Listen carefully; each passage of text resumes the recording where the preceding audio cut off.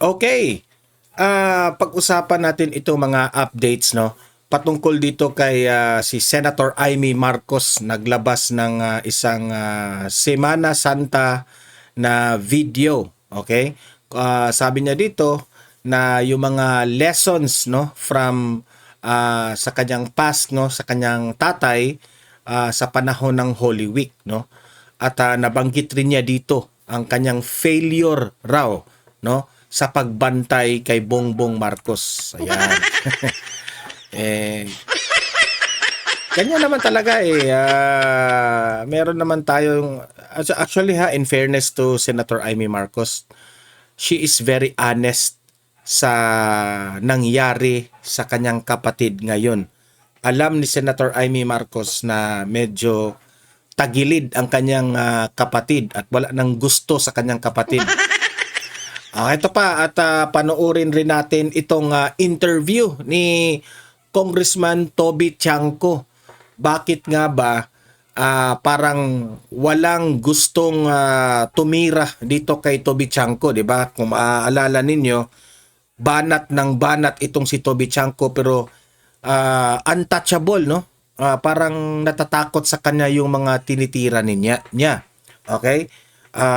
Yan po ang topic nila doon sa Banateros, doon sa SMNI. Maganda ito, no? Pakinggan natin ito because ito ay usaping corruption pa rin, okay? At ito, matindi, ipapakita ko sa inyo, Robin Padilla at ilang mga vloggers at mga volunteers, no? Na meron po mga 300,000 ka taong bayan, no, na pumirma, no? Isa tayo diyan sa mga pumirma na yan, ha? Kung sino man ang mga pumirma na laging nanonood dito sa aking channel ay mag-comment kayo, no, kung nakapirma na ba kayo dito, no? Mga supporters na gustong isinusulong dito sa Supreme Court ang aksyon o petisyon laban kay Duterte sa ICC arrest. Ayan, maganda yan. Papakinggan natin ang paliwanag ni Senator Robin Padilla at ni Joey, yung ating kaibigang vlogger. Okay? At heto pa, no? Kung aabot pa tayo sa oras, ay pakikinggan natin itong isa sa mga defense team ni VP Sara na si Attorney Michael Powa na in-interview sa On Point, no, sa Bilyonaryo News Channel patungkol po sa supina niya, okay, sa kamera. Alam niyo naman, pinagtripan na naman si Attorney Powa. Okay, so yun po ang yan po ang ating pag-uusapan ngayon, no. Like, share muna dito, ha, para marami makapanood at subscribe na kayo sa Donmar TV para updated kayo. Okay, unahin muna natin itong kay Senator Amy Marcos na message. Nung buhay pa yung tatay ko, ganitong panahon na magsisemana Santa, nawawala na yon. Pupunta yon sa bundok, diyan sa tuktok ng mga bundok ng Cordillera. May mga retreat house. Hindi ko alam, Jesuit ba yun o kung anong order. Pagkatapos magre-retreat yun, mawawala ng 1 linggo. At nagtataka ako kasi ang alam ko, nagbabakasyon yung ibang pamilya. Sama-sama sila buong Holy Week. Bakit kami? Nawawala yung ama naman namin. Tinanong ko siya, ba't ganon? Sabi niya, kinakailangan tuwing Holy Week, babalikan mo yung buong taon kung kanino ka magpapatawad, kung sino ang patatawarin mo, kanino ka nagkulang, at sino nagkulang sa'yo, pero kakalimutan mo na yon. Tapos, hihingi ka ng guidance sa Holy Spirit na kung paano gagawin na mas okay ka sa susunod na taon. Yun ang naaalala ko. At sinabi rin niya sa akin, kahit bata pa ako, isipin mo rin, who do you have to forgive? Who do you have to ask forgiveness from? Kasi Holy Week. At yun daw ang dapat iniisip lagi. Ngayon, iniisip ko na ang dapat ihingi ko ng tawad sa tatay ko, ihingi ko ng tawad na hindi ko nagampanan. Yung utos niya, yung habilin niya, paulit-ulit. Naiyak na si Senator Amy, ha? Hindi lang naman nung tumanda siya at mamamatay na. kundi talaga buong buhay yata namin. Parating binibilin si Bongbong. Bantayan mo yung kapatid mo. Parating sinasabing ganun. Di ko nabantayan eh. Kaya Dad, sinubukan ko talaga, pinagpilitan ko. Nayayamot na nga sa akin si Bongbong. Alam ko naman. Pero hindi ko talaga kinaya. Maraming humaharang, maraming nagbabawal, maraming naninira. Hindi na kami nagkausap ng matagal at hindi ko nababantayan. Kaya nagkulang ako. Talagang pinilit ko. Kaya humihingi ako ng tawad. Hindi ko kinaya eh. Grabe, no? Very emotional. Sa totoo lang, no? Ako, ito yung comment ko. Siyempre, alam ni Senator Amy Marcos kung gaano po ka-grabe ang away politika. Naalala pa nga natin, noong nagrarally tayo, ay naglabas ng video si Senator Amy na ini-reveal niya ang ginawa ng kanyang kapatid na si BBM at pinatotohanan niya, kinonfirm niya na gumagamit nga itong si BBM. Maraming hindi maniniwala dyan, di ba? Yung mga loyalista. Pero saan man tayo maniniwala? Di sa kapatid, di ba? Si Senator Amy was very emotional kasi lagi niyang naalala ang bilin ng kanyang tatay na si Marcos Sr. Nabantayan si BBM. So most likely, itong si BBM, meron talagang mga, alam nyo na, yung mga, di ba, sa mga magkakapatid, meron talagang mga kapatid na medyo wala sa hulog. Yung sablay na pagkatao. Pero syempre, siya, super ate naman siya. So, sabi niya, bago siguro namatay itong si Marcos Sr., pinagbilinan siguro siya ng tatay niya na bantayan mo itong si BBM na hindi mapunta sa masamang landas. Sa kasamaang palad, napunta nga doon. Kung totoo yan yung gumagamit talaga yan, alangan naman si Senator Amy Marcos, sisiraan niya ang kanyang kapatid, di ba?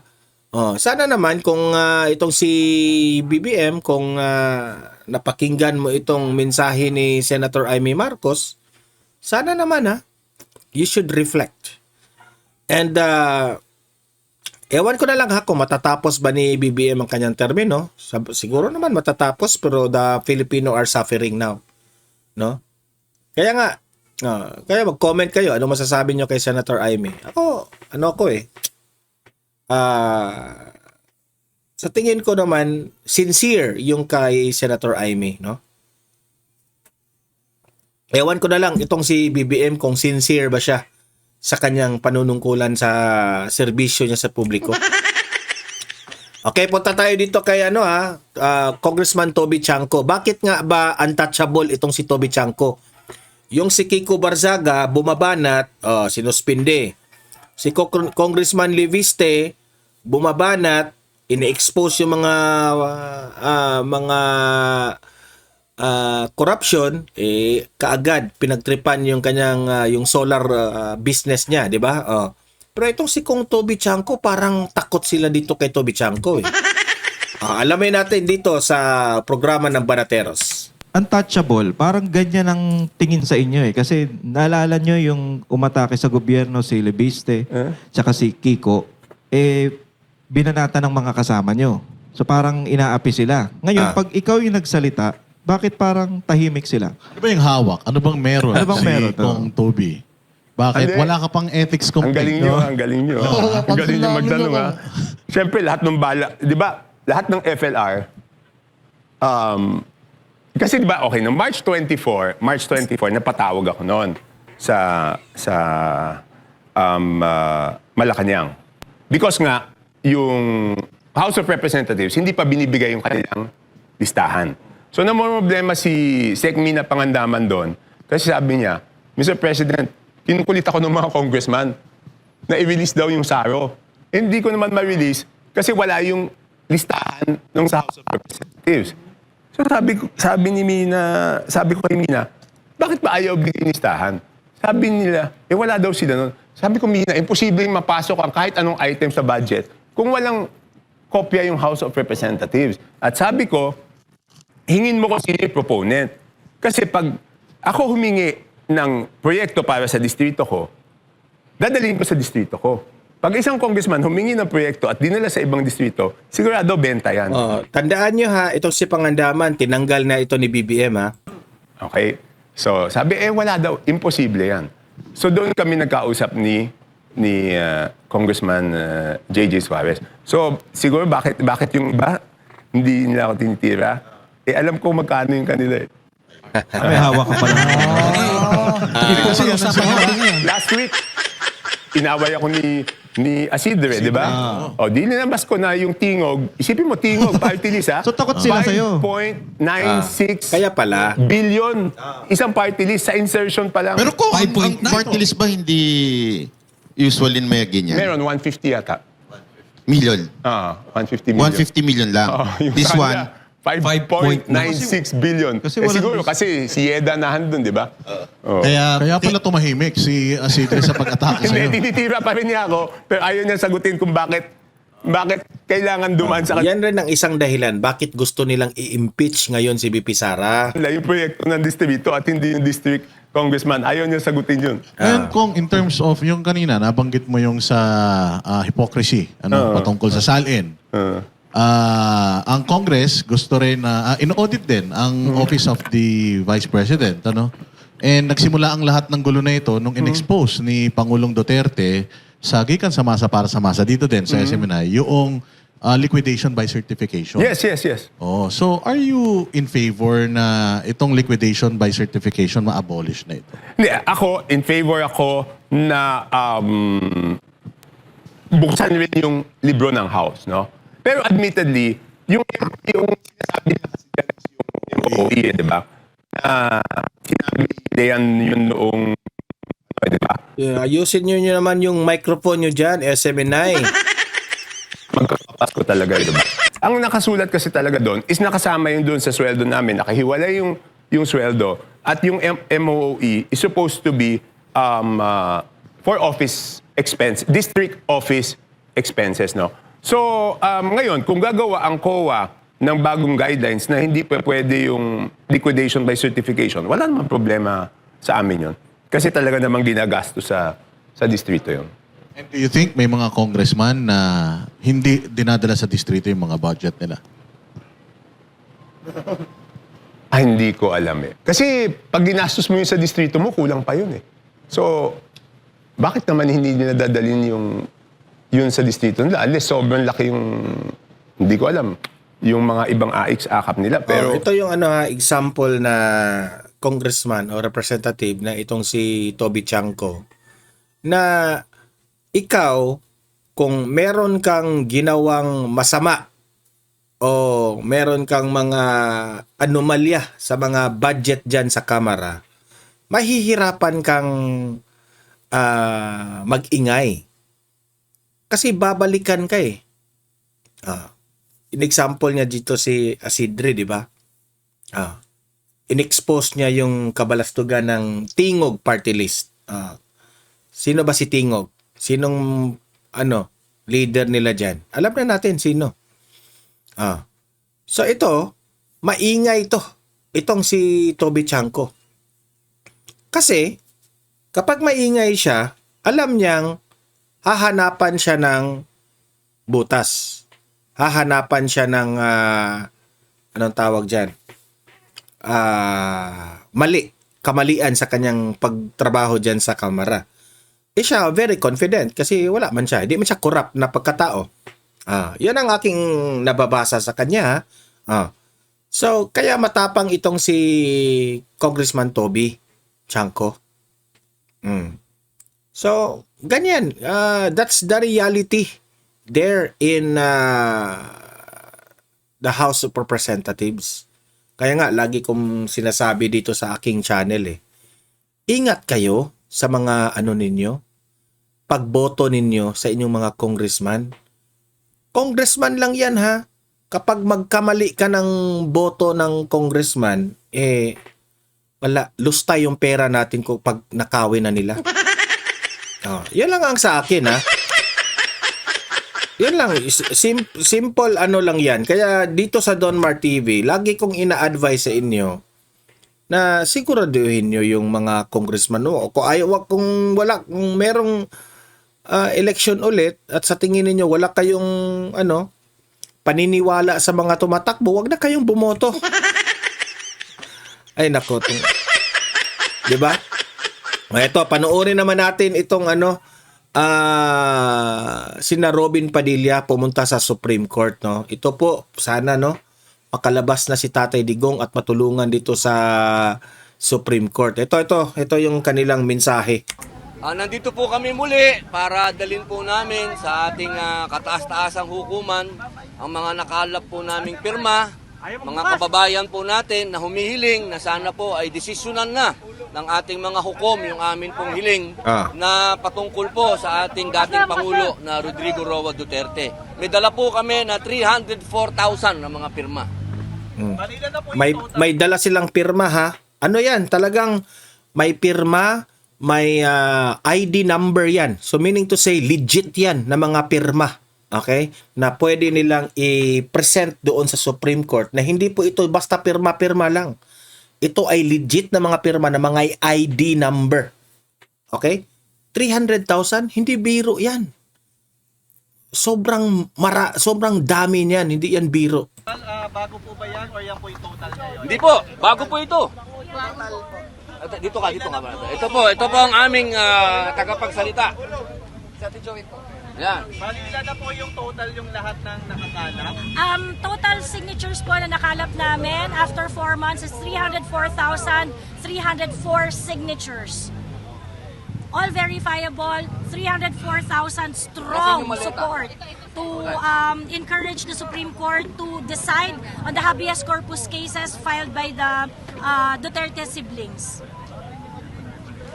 Ilang signature campaign na po yung inaasahan na kapasok? May mga dumarating pa, marami pang mga dumarating. So basically, itong mga na-prepare namin ngayon, ito yung mga napaghandaan namin na mga signatures na isasubmit namin. Marami pang mga dumarating. Sa darating na mga araw, pag nalipol namin ito, mag-schedule kami ng susunod na submission. Pero sa ngayon, wala pa pong date. Yes. 304,000 is 304,000. And these people came to us nang walang kapalit, walang ayuda, wala kaming maibibigay. Lahat sila lumapit at umaasa, nakikilos na ang Korte Suprema para ipaglaban ng ating soberanya. Ito po yung maleta. Mabigat talaga. Hindi po pera to, ha? Boses ng bayan! Oh. Boses ng bayan! Kung meron pong maleta na ang nasa loob ay pera na ninakaw ng kaba ng bayan, ito naman ang sa kanila maleta, perma ng taong bayan para petisyon sa Supreme Court para dito laban sa Duterte ICC arrest. Mapabalik na si Tatay Digong dito sa Pilipinas na illegal yung ginawa nila doon sa pag-aresto nila kay Tatay Digong. Joey Cruz po. Joey Cruz. Anong organisasyon? Wala po kaming organization. All of us are volunteer here. All are pitching in para po sa movement. We receive a standard of public service that remains unmatched. And we believe as an ordinary Filipino, we believe that this is the standard that every Filipino should not should not forget and not accept any standard less than what was set by PRRD.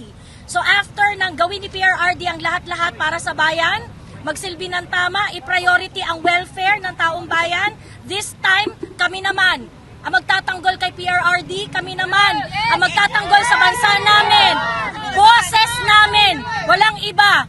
Boses ng taong bayan. At katuwang namin ang ilang mga leader. Ito yung mga grupo na hindi mo na kailangan bayaran, kundi kusa ng kikilos para tulungan si Duterte. Yung mga dilawan, sila yung mga grupo nila Dilima.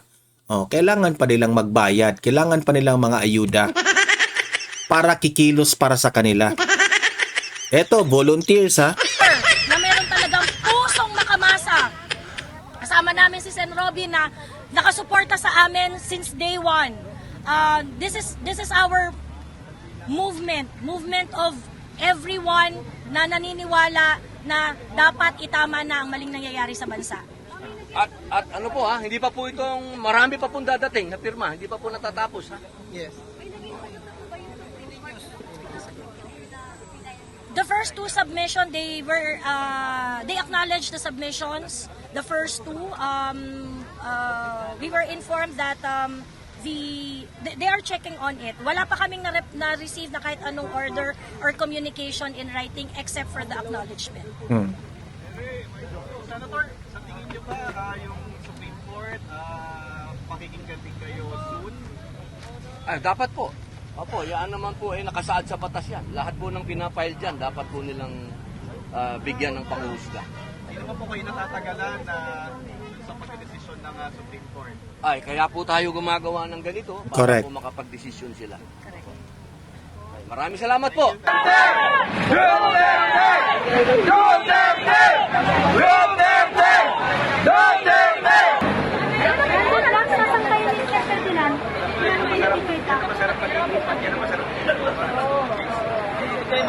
Ito in behalf of the Donmar TV, mga audience ko dito, nagpapasalamat kami sa grupo nila Joey dyan ha. Ito, hindi naman yan organization Group of volunteers lang naman yan ni Tatay Digong at kay Senator Robin Padilla. Maraming salamat sa inyo ha sa ginagawa nyo kay Tatay Digong na mapauwi lang siya dito sa Pilipinas.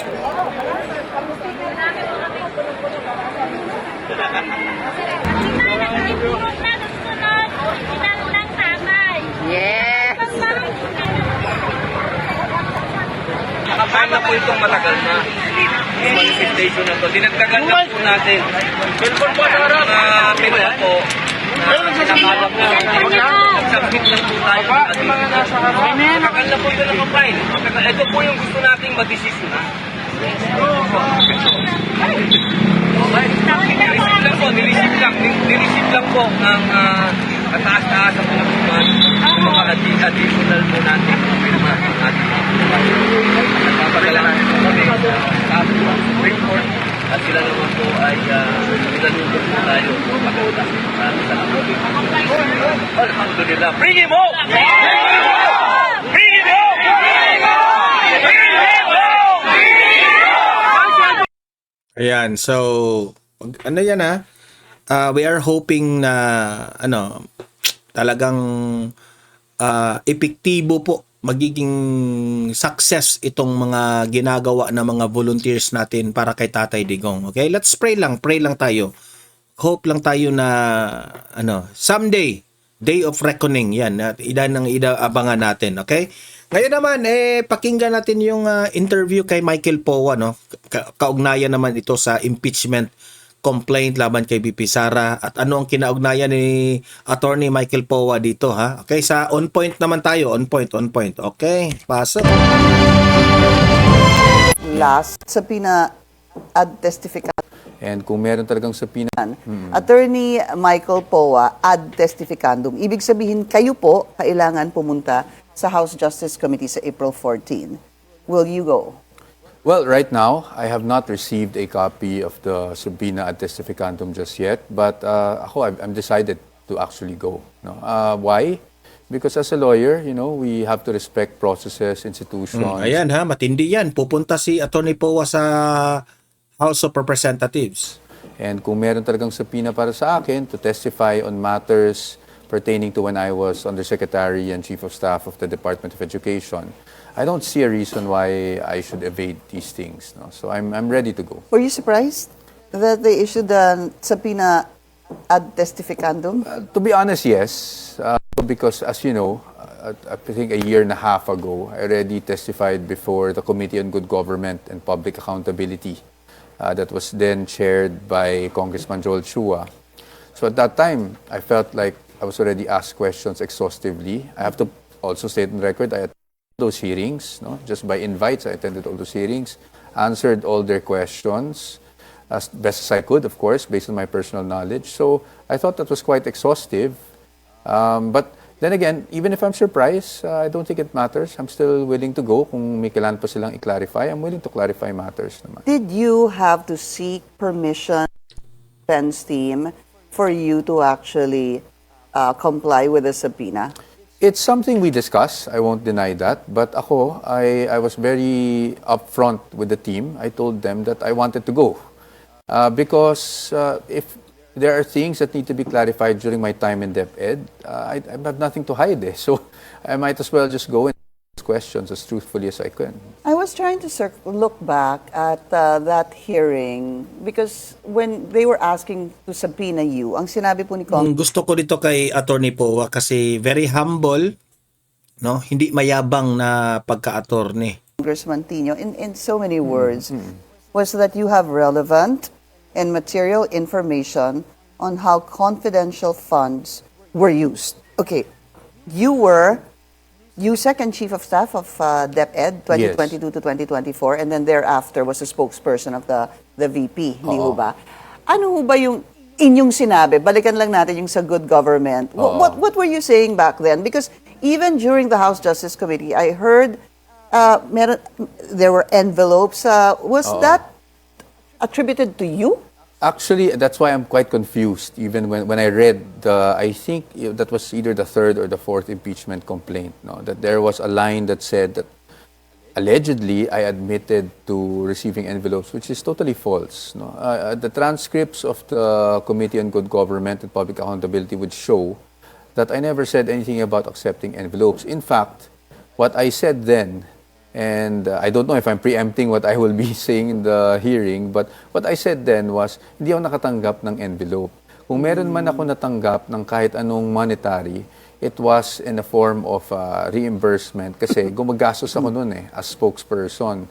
And that was not regular, obviously. That was just, sometimes when you have to, parang representation, when you also, and I'm sure we're all familiar with this, you have to sometimes take out the media, Christmas party, ganyan. We have a certain budget kasi sa DepEd and most of the time, we exceed that budget. And so, syempre, hindi ko nakukunin sa DepEd yon. Ako na yung mismo naglalabas. And at that time, pag nababalitaan sa Office of the Secretary na may ganon, the Vice President would just say, bakit ka gumagastos?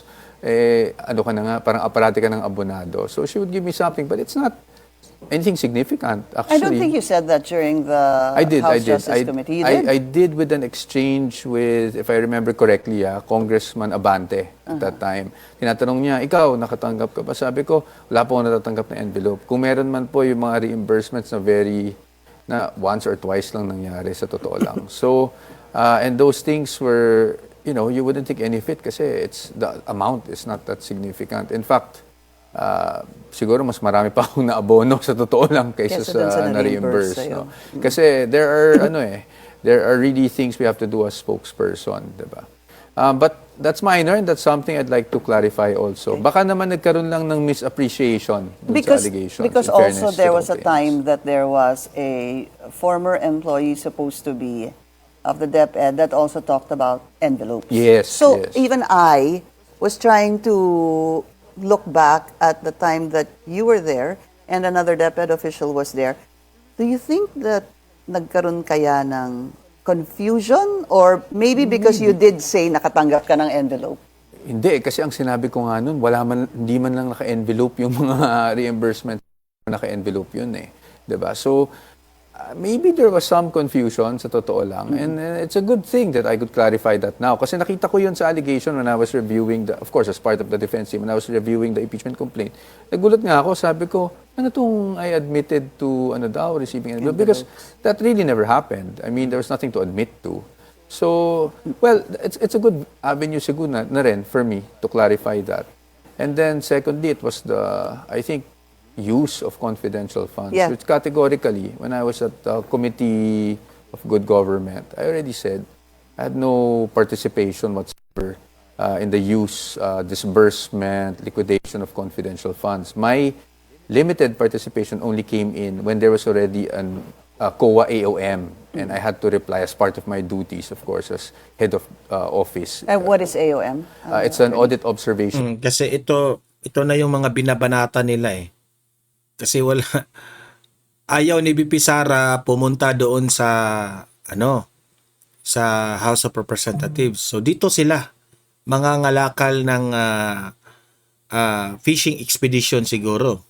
Papuntahin doon si Attorney Poa, tatanungin, ito ano ginawa ni BP Sara? Ito, paano yan masasagot ni Attorney Poa? Hindi man yan si BP Sara. Memorandum. Kayo po ang sumagot Especially on the SALN ni BP Sara. noon. Ako ang sumagot noon. Part of my duties yan eh. How does that work?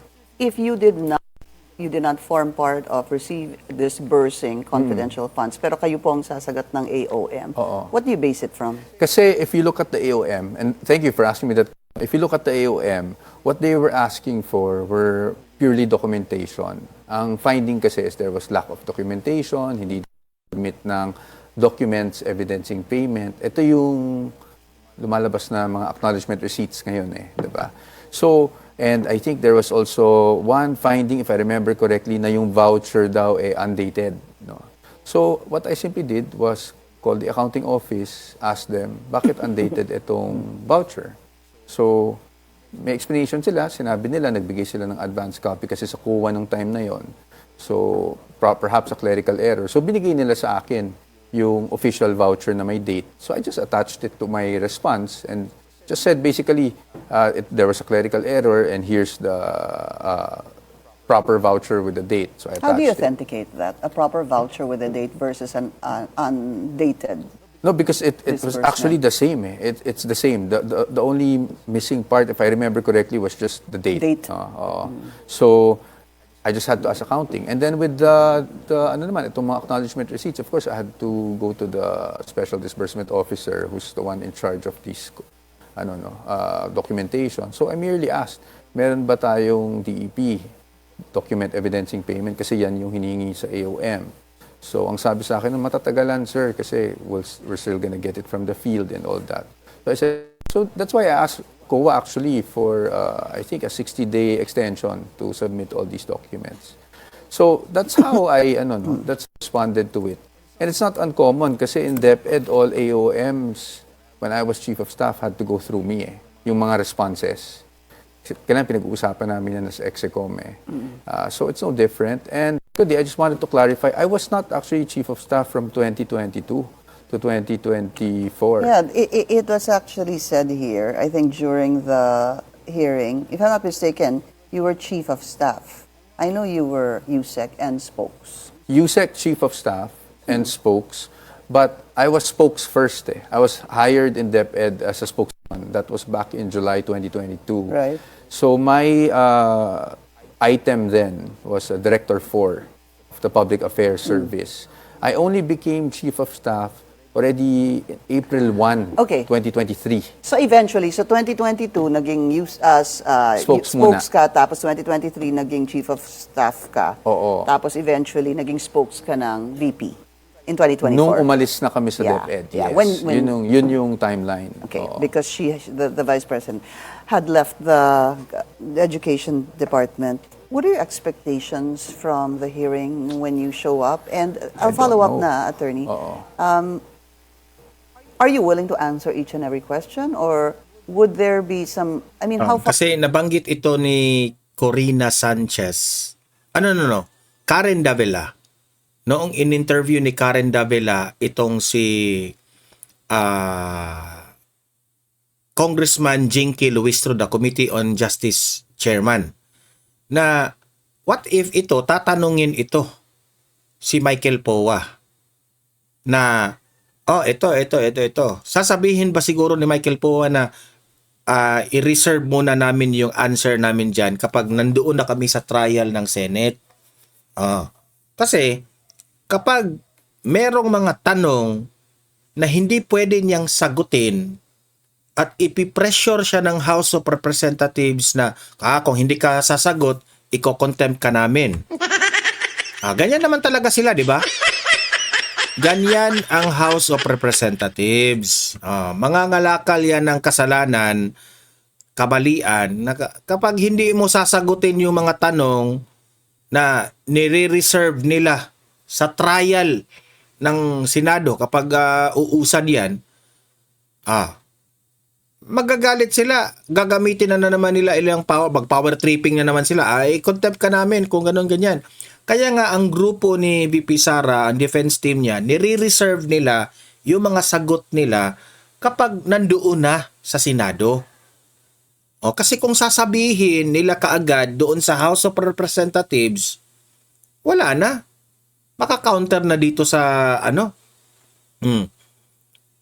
takot naman itong House of Representatives na uusad itong kaso na ito papunta doon sa Senado kasi alam naman nila na walang numero.